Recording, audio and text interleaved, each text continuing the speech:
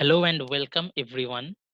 I am Orithro Bromo and today I am going to discuss about computer virus, worm and Trojan horse. So let's begin. Whenever we heard about computer virus, the first thing that stuck in our mind that what actually a computer virus is. Basically, a computer virus is a programming that is written for some specific intention. The intention is to make the destruct of the user's computer. So basically, a computer virus is designed to spread from one host to another and which has the ability to replicate itself. The full form of the virus is Vital Information Resources under siege. It is a type of a computer program which we have already discussed. When it executes, replicates itself by modifying other computer programs and inserts its own code. Whenever this replication gets succeeded, the affected areas are then said to be infected with a computer virus. Here are the different types of computer viruses. The first one we have written here is known as the file virus, which is specially designed to affect the file system of the computer.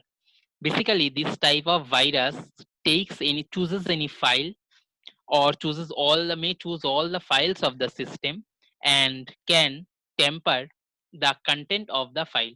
That is, the actual file content may be overwritten or may be destroyed by the virus. The next one is the boot sector virus. This kind of virus is highly dangerous. Basically, such kind of viruses affects the boot system of the computer. So whenever the boot system of the computers gets damaged, the computer cannot make the initial booting and the operating system cannot be loaded to the computer system. So the computer is unable to get started and it cannot make the its specific tasks. So boot sector viruses are used to affect the boot sector, and whenever the boot sector gets damaged, the computer system cannot be load itself and cannot be opened. Some another kind of viruses are macro virus, source code virus, polymorphic virus, encrypted virus, stealth virus, tunneling virus, etc. The concept of the encrypted virus is very much interesting. Basically, encrypted virus is a virus file which is encrypted so that the antivirus cannot understand or recognize that kind of file. So, encrypted viruses are specially designed to make the antivirus system full and it can easily enter into the computer system. Now comes to the next important part of our discussion, that is computer worm. So, what is a computer worm? Basically, computer worm is the abbreviated form of write once, read many. A computer worm is a type of malware that spreads copies of itself from computer to computer.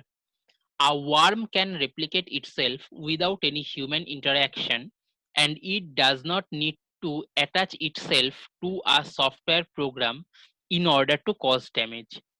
Basically, computer worms are recursive method to copy themselves without host program and spread themselves within a very short amount of time. So here we have shown a brief overview that how a worm gets spreaded into a computer system. Basically, a computer worm infection spreads without human interaction, which we have already known. A worm is a recursive program that can replicate itself and can easily spread without humans interaction. All that is necessary is for a computer worm to become active on an infected system. Before widespread use of network, computer worms spread through infected storage media like floppy disks or any other kind of storage media, which, when mounted onto the computer system, would infect the storage devices connected to the victim system. USB drives like pen drives or any kind of flash drives like external storage or any other optical drives like CD, DVD, etc. are still a common source from where the computer virus can spread. Next, we come to the another important part of our discussion, that is Trojan horse. A Trojan horse, or simply a Trojan, is a type of malicious code or software that looks legitimate but can take control of our computer. It is looks like legitimate. It means that whenever a Trojan is enters to the system, we cannot identify it as a infected file because a Trojan is generally looks like a simple file or a common file of our regular use. But whenever we clicked on it, it spread to the entire system and makes it destructive work. A Trojan is designed to damage, disrupt, or steal some specific data, or we may say the entire data from the computer system and the network. It seeks to deceive you into loading and executing the malware on your device. Once installed, a Trojan can perform action it was designed for. Viruses can execute and replicate themselves, but Trojan cannot. A user has to execute Trojan. So, whenever unconsciously or uncarefully a user clicks on the Trojan file, it gets spreaded and executed, and it makes the damage to the computer system.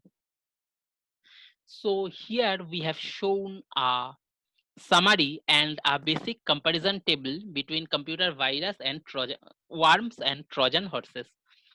First of all, we have already seen that a computer virus and computer worm can replicate itself, but a Trojan cannot replicate itself. On the other hand, all the types of files like virus, worms, or Trojan horse are specially designed to destruct the system in their own style. A virus can spread at a moderate speed, but a worm can spread into the system very faster, whereas the Trojan horse spread into the system slowly.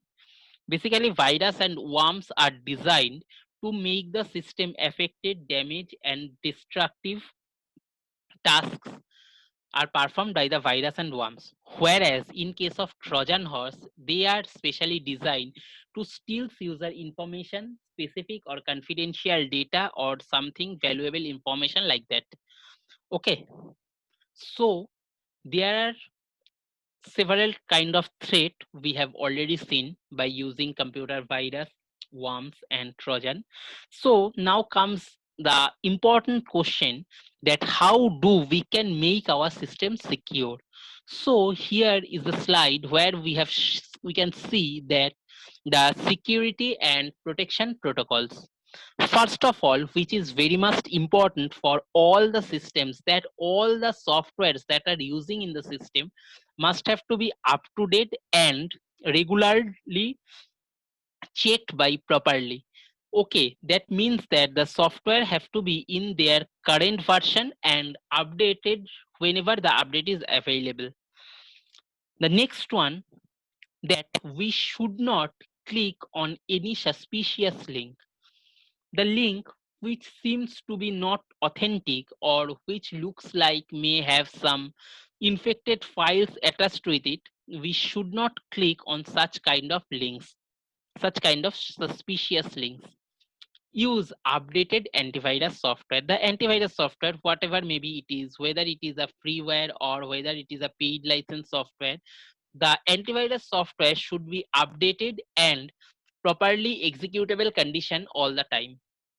Use of firewall. The firewall is the important thing for the security purpose, and the firewall needs to be updated whenever it is used. So at regular interval, the firewall needs to be checked and updated, and such kind of files which is defined as a threat or suspicious one by the firewall, and the files which are blocked by the firewall should not be allowed to open. Next, back your computer data at regular interval. We should back up the important files, important data, or our assignments or our tasks which have been done our at our working purpose or something like that for our project purpose or like that.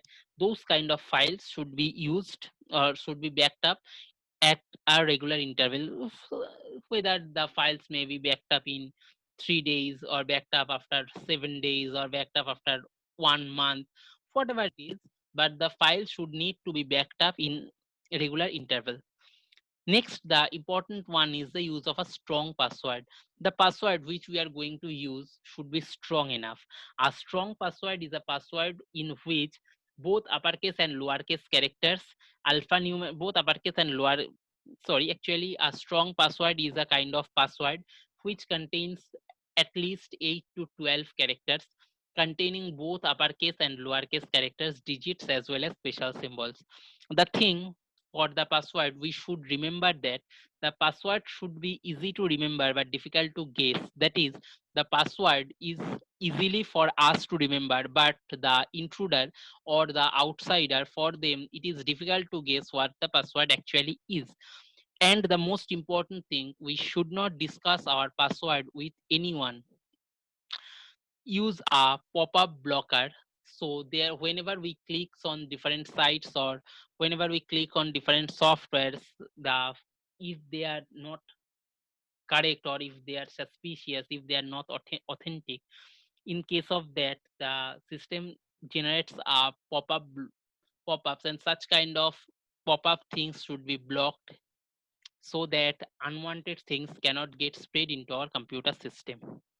So these are the references which comes very much helpful for me for constructing this document. Have a happy and safe computing. Thank you all.